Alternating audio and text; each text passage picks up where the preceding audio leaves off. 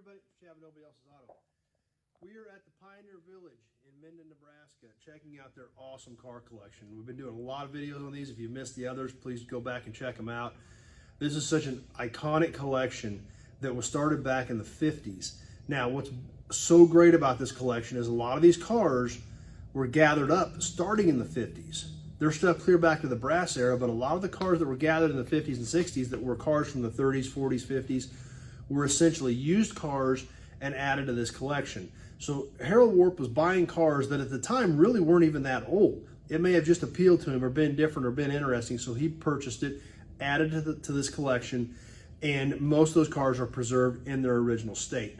Now, we're in the Mopar building now. We've shot a lot of other stuff, but along with that theory of stuff that may not have been as popular, may not have been worth keeping at the time, but Harold Warp had the vision to create this museum to show the evolution of the process of things in our lives, from toasters to cars. So when he was putting this collection together, they may not have seemed old at the time, but now that he preserved them, and now 70 years later on some of these cars, it's so great seeing them in their original state. Obviously, as you can see behind me, we've got a lot of Mopars. We're going to hit some highlights in here. There is no possible way to cover all these cars in these videos. I'm giving you some quick overviews. We'll stop and talk about a few of them, but you have got to check this collection out. It is a must-see for any gearhead. So be sure to check it out. We'll look at a few of these Mopars in this row. And along with the lines and the thought of preserving these cars before anybody thought they were different or thought they were unique, we got a perfect example of that right here, the Plymouth Horizon. These were, in the day, laughed at, scoffed at. They were a cheaper car. They didn't hold up. They didn't always last that well. But they've got a really nice example here. And, a lot of people are going to look at that and say, who cares if they've got a nice example? Well, believe it or not, one, it's part of history. It's part of Chrysler's history. At the time, those were a good car for the time. They needed a smaller, fuel economy car. They were sporty looking. And there's still people that like those cars, people that had them back in the day. Go find a decent one today. They're not out there. Nobody kept them. Nobody saved them. Just like Harold Warp did back in the 50s when he started saving some of the cars from the 40s and 50s that were essentially old used cars that nobody saved at the time. They're still here. The Plymouth Horizon, perfect example of that. It's great that they have one in this collection. So you've got Plymouth DeSotos, the 60 DeSoto, one of the last DeSotos. I think 60 was the last year. There may have been a few of them that were titled as 61, but that was essentially the last DeSoto. A 55 DeSoto that has not had the grill swiped out of it for a Mercury. So, but like I said, it's been in here for years. So that grill still survived, and I imagine that car probably still has its Hemi in it. Like I said, so much here, so much to see. There's just no way to talk about them all. But we're going to catch a few of them. Hope you guys check these out. We've got a really cool one coming up behind us. My daughter's running the camera, and I can already see her smiling because she's seen it. The Airflow DeSoto. Such a great car. Such an iconic design. So far ahead of its time. And literally too far ahead of its time. That's why they never took off. People looked at them. They did not have a big in-your-face nose with big stand-up headlights that people were used to seeing. We've got a great contrast here between these two cars with the 33 DeSoto here sitting next to the 34 Airflow. This is what people were used to, even from the 20s. Big headlights, big bulbous fenders, big in-your-face grille. When the Chrysler Corporation started looking at aerodynamics and came out with the Airflow cars in the mid-30s, this thing was ugly to the general public. They didn't like it. It was weird. It was not what they were used to. This car in the early 30s still had some similarities of what people were used to from the 20s and even back in the teens with the big headlights on top of the fenders. So that's why these Airflows today, in today's world, they're awesome. They're so different. They're so unique, and you just don't see them because they made very few of them because they didn't sell, and even fewer of them survived. So really great to see a cool Airflow like this in basically a preserved state. So that is definitely a neat car, and we look at the differences, and that's why this contrast is so great. They were looking at aerodynamics in the 30s. Fuel was cheap. People weren't thinking about that. They wanted big, fancy cars that looked what they thought they should look like, such as the 33 over here. This car had headlights crammed in here next to the grille, basically almost as one unit. It had the curve coming back, And the grille and the headlights all followed that curve of the car. It had a shorter nose that flowed with the lines.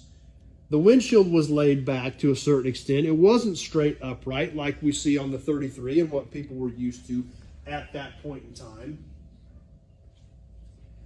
So many differences, and literally too many differences. That's, that was the problem with the airflow. Too many differences, and I know that's why Harold Ward put these two cars here.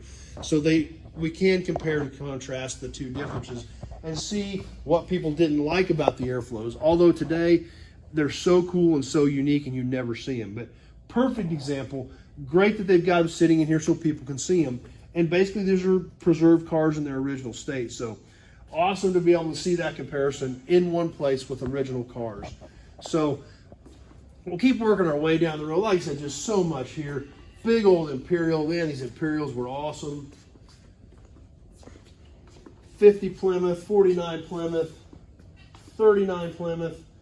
So much different cool stuff in here. 51 Imperial, this is a 52 Imperial. 51, 52 Imperial was essentially the same car. They do have this one listed as a 52, although the cars were basically identical in 51 and 52.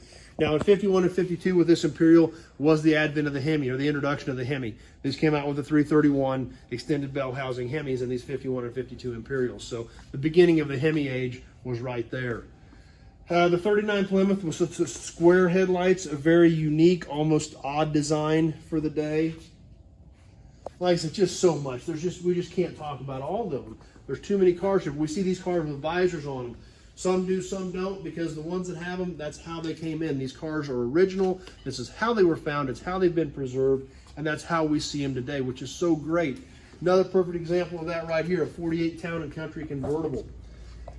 There again, blue chip cars over the years, although they have started to soften a little bit, but you never see these cars that do not have a super high point, really thorough restoration. It's so great to see these cars here, and it's got some imperfections and flaws and scuffs and scratches because these cars they were used. A lot of these cars today, we look at them and they're preserved and they're restored to a high quality, and they're put on a pedestal, so to speak. But back in the day, they were transportation. That's what they were. That's how they were used. And that's how we see them in this particular collection. This big, beautiful Chrysler Traveler. Super cool badges on the front of this. Great design. 1940 Chrysler Traveler sedan. Mopar had some great designs back in the day. So absolutely no possible way to catch everything in here.